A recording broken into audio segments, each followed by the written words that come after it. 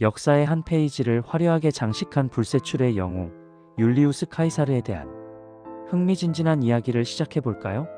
오늘은 그 유명한 명언 주사위는 던져졌다라는 불멸의 어구의 배경과 그의 갑작스럽고 비극적인 암살, 그리고 그 암살 이후 로마 제국에 몰아친 파란만장한 사건들을 낱낱이 아주 꼼꼼하게 파헤쳐 보겠습니다. 역사를 밤하늘의 별처럼 좋아하신다면 지금 바로 시간 여행을 출발하겠습니다. 때는 기원전 49년, 카이사르는 역사의 갈림길, 바로 루비콘 강 앞에 굳건히 서 있었습니다.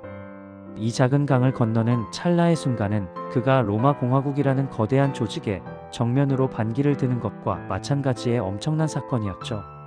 원로원은 그의 군대 해산을 엄숙하게 명령했지만 카이사르는 마치 폭풍 후 앞에 돛담배처럼 조금의 망설임도 없이 이를 무시하고 자신의 군대를 이끌어 로마로 거침없이 진격하기로 결심합니다. 바로 운명의 이 순간, 그는 불멸의 명언 주사위는 던져졌다라고 우렁차게 외쳤습니다. 이 말은 단순한 외침이 아닌 이제 그 누구도 그 무엇도 되돌릴 수 없는, 피할 수 없는 선택을 했다는 그의 굳은 의지를 천명하는 의미심장한 선언이었죠. 마치 도박사가 모든 것을 걸고 주사위를 던진 것처럼 그의 운명은 이제 한치 앞도 예측할 수 없는 미지의 영역으로 격렬하게 요동치는 역사의 소용돌이 속으로 휩쓸려 들어가게 된 겁니다. 그렇다면 카이사르는 대체 왜 이렇게나 위험천만하고 무모해 보이는 선택을 감행했을까요? 당시 로마는 원로원이 주도하는 공화정 체제였지만 실질적으로 카이사르는 갈리아 지방을 정복하면서 로마 역사상 유례없는 엄청난 권력을 소나귀에 넣고 있었습니다. 원로원은 그의 끝없이 팽창하는 야망을 날카롭게 주시하며 두려워했고, 그를 어떻게든 견제하고 억누르기 위해 온갖 술수를 획책했죠. 하지만 카이사르는 원로원의 이러한 견제에 굴하지 않고 오히려 자신의 권력을 더욱 공고히 하고 더 나아가 로마의 지배자가 되려는 야망을 노골적으로 드러냈습니다.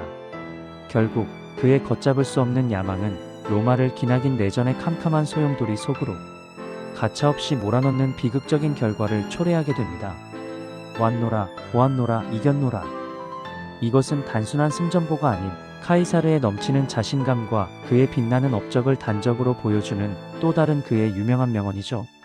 그는 천부적인 군사적 재능과 뛰어난 정치적 수완을 바탕으로 수많은 전투에서 눈부신 승리를 거머쥐었습니다. 하지만 그의 지나치게 독재적인 성향은 시간이 지날수록 점점 더 많은 사람들의 반감을 사게 되었죠. 결국 기원전 44년 3월 15일 운명의 날, 카이사르는 로마 원로원에서 비참한 최후를 맞이하게 됩니다.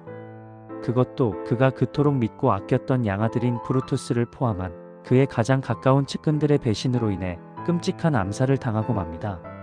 폼페이우스 상 앞에서 브루투스 등의 반대파에게 상상조차 할 수 없을 정도로 격렬하고 잔혹한 공격을 당했다고 합니다.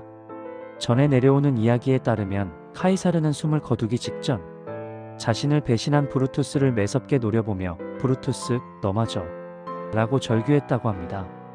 물론 이 드라마틱한 이야기가 역사적 사실인지는 명확하게 밝혀지지 않았지만 그의 깊은 배신감과 극도의 절망감을 생생하게 묘사하는 대목임에는 틀림없습니다. 카이사르의 충격적인 암살은 로마 사회 전체에 걷잡을 수 없는 혼란과 극심한 분열을 불러왔습니다. 공화정의 부활을 간절히 염원하는 세력과 이미 권력의 정점에 오른 카이사르의 후계자를 자처하는 세력 간이 치열한 권력 다툼이 숨막힐 듯 팽팽하게 벌어진 것이죠. 결국 카이사르의 정치적 양자인 옥타비아누스는 노련한 전략가 마르쿠스 안토니우스, 그리고 권력의 화신 마르쿠스 아이밀리우스 레피두스와 동맹을 맺고 제2차 삼두 정치를 새롭게 결성하여 카이사르 암살의 주동자들을 모조리 처단하고 로마의 모든 권력을 완전히 장악합니다. 하지만 피로 맺어진 이들의 굳건한 동맹도 영원할 수는 없었습니다.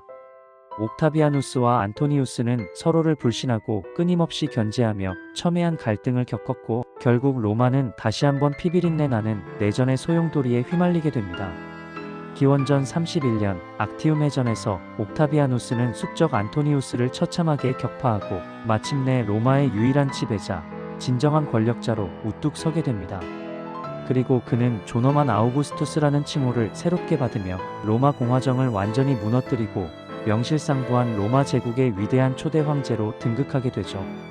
돌이켜보면 카이사르의 비극적인 죽음은 로마 공화정의 오랜 역사의 종말과 찬란한 제정시대의 서막을 알리는 역사적인 신호탄이었던 셈입니다.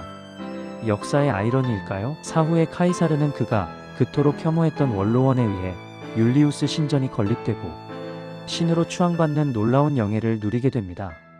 그의 불멸의 이름은 훗날 로마 황제들의 칭호로 영원히 사용되었고 오늘날까지도 카이저나 차르와 같은 칭호로 남아 그의 강력한 영향력을 후세에까지 널리 알리고 있습니다.